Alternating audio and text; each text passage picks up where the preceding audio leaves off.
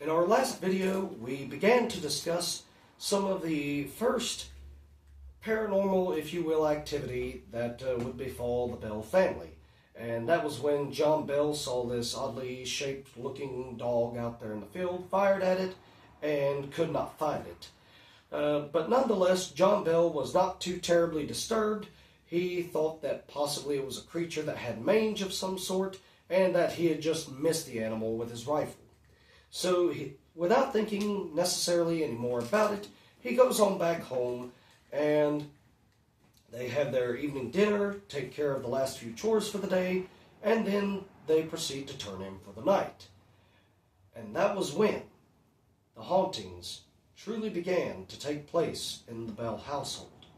Because that night, they were awoken suddenly to the sound of what sounded like knocking on the logs outside the cabin, and just very vigorously, very loudly, so much so that they sprung up out of their beds and they rushed outside looking to see if they could catch whoever the perpetrator was of this mischievous deed.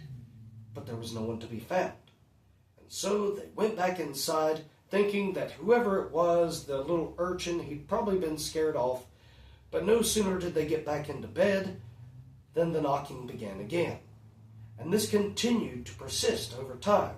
But gradually, it started to increase in fury and even start to show some variety. So it began with the knocking on the logs of the cabin. But then from there, it started to sound like the knocking was coming from inside. And even in some cases, the children started to hear what sounded like rats underneath their bed, scratching and clawing. And so when they got up to look for the rats so they could sick the mouser on them, well, there were no rats, and the sounds had stopped.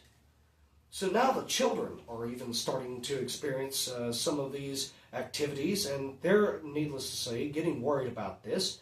In fact, one of John's daughters, she ends up actually suffering the most from this at this time, because the other children, they heard the knocking, they heard the rats, they also heard this sound of what sounded like someone constantly gulping for air, trying to breathe.